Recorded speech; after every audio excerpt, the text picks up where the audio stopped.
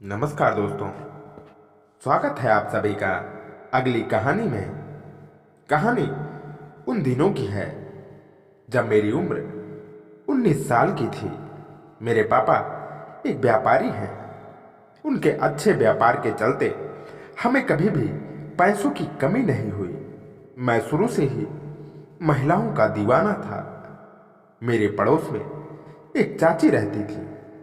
उनकी उम्र करीब 35 साल की रही होगी। चाची देखने में ठीक ठाक थी। वे कभी कभी हमारे घर में आती रहती थी और मुझसे काफी बातें किया करती थी। उनसे बात करते समय मैं उनको निहारता रहता था और मेरे मन में बस यही चलता कि काश एक बार चाची के साथ मौका मिल जाए। एक दिन की बात है, चाची को कुछ पैसों की जरूरत थी तो वह पैसे उधार लेने के लिए हमारे घर आई थी। मेरी मम्मी ने उन्हें पैसे देने से मना कर दिया। मैं उन दोनों की सब बातें सुन रहा था। चाची को पैसों की सख्त जरूरत थी। उनका पति कुछ काम नहीं करता था। उनको सट्टा खेलने की बुरी आदत भी थी। मैंने चाची की बात सुनकर सोचा कि क्यों ना मैं ही इन्हें पैसे दे दूं और मौका मिला तो इन्हें साथ भी कर लूंगा। यही सब सोचकर मैंने चाची के बाहर निकलते ही उन्हें एक तरफ ले जाकर कहा, आप मुझसे पैसे ले लो, जब आपके पास हो जाएं तब वापस दे देना। पर यह बात मेरे घर वालों को पता नहीं चलनी चाहिए। अब चाची तो पैसे के लिए परेशान थी ही। उन्होंने झट से हाँ बोल दी। मैंने उनको पैसे दे दिए। चाची ने मेरे तरफ खुश होकर देखा और बोली, मालिक तुम्हें खूब तरक्की दे। वे यह कहकर चली गई। उन्होंने पैसा लेने के बाद मेरे घर आना ही बंद कर दिया।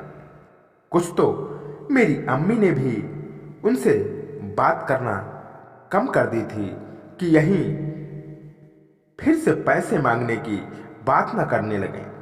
दूसरी तरफ चाची को मेरे पैसे वापस करने थे तो वे अब मुझे भी नहीं देखना चाहती थी कि कहीं मैं उनसे पैसे वापस मांगने की बात न करने लगूं। इस तरह से काफी दिन हो गए। उन्होंने पैसे वापस ही नहीं किए। मैंने भी उनसे पैसे नहीं मांगे। फिर एक दिन पापा और मम्मी को कोई काम आ गया और वे दोनों मेरे ननिहाल चले गए। वे दोनों 2 दिन के लिए गए थे। उस दिन मैं उनके साथ नहीं गया था क्योंकि मुझे मन में ख्याल आया कि आज मैं चाची को बुलाकर बोल ही दूंगा। जैसे ही मेरे मम्मी पापा गए, मैं चाची के घर के बाहर ही जाकर बैठ गया। मैं सोचने लगा कि इनसे कैसे मिलूं। कुछ देर बाद मैं उनके घर में चला गया। वो सामने ही दिख गई। मुझे देखकर उनके चेहरे पर कुछ घबराहट के भाव से आ गए थे कि मैं उनसे पैसे की बात करने आ गया हूं। उन्होंने मुझे बैठने के लिए कहा। मैं चाची से बातें करने लगा। और सुनाओ चाची, आप कैसे हैं? वे कहने लगे, अब क्या सुनाऊं बेटा, बस अपनी बदनसीबी के दिन काट रही हूं।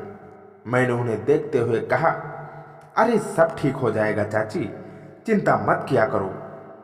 उन्होंने मेरी नजरों को देख लिया और कहा, मुझे तो अभी भी पैसे तुम्हारे देने बाकी हैं। इस पर मैंने कहा, अरे कोई बात नहीं, दे देना।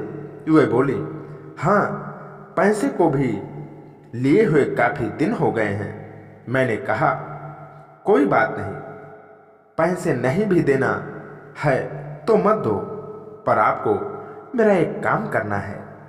वे पैसे माफ होने की खुशी को दबाती हुई बोली, क्या काम है?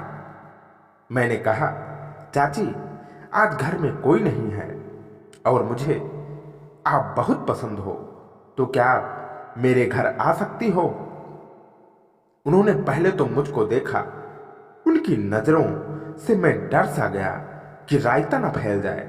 फिर चाची ने एक पल सोचने के बाद हाँ बोल दी, पर उन्होंने कहा, अभी सब लोग वापस आने वाले भी हैं, मैं कल सुबह जल्दी आ जाऊंगी। मैंने भी ज़्यादा फोर्स नहीं किया और घर आ गया। उसके बाद मैंने अपने एक फ्रेंड के घर जाकर खाना खा लिया और घर वापस आ गया। रात हो गई थी तो बस चाची के बारे में सोच सोच कर सो गया। जब सुबह हुई तो मैं उठकर फ्रेश हुआ और चाय बनाकर पीने लगा। तभी वो मेरे घर आ गई।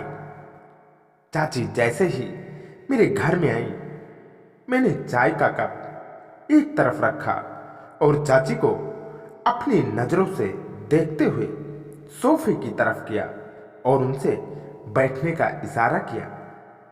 वे मुझे देखते हुए सोफे पर बैठ गए और मैंने दरवाज़ा बंद कर दिया। चाची मेरी तरफ देखकर मुस्कुराने लगी। फिर उन्होंने कहा, कोई आ ना जाए। मैंने कहा, कोई नहीं आएगा। मैंने दोनों तरफ से दरवाजे बंद कर दिए हैं।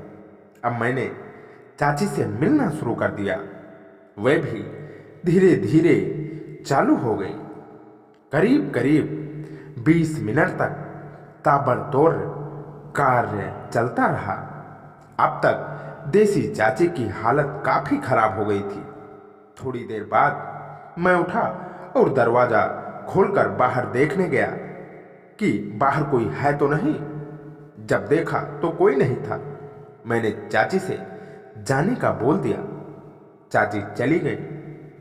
इस घटना के बाद भी मैंने उनसे बहुत बार काम किया और उन्हें भी मुझसे काम करवाना अच्छा लगता था। मैंने कभी भी किसी को उनके बारे में नहीं बताया।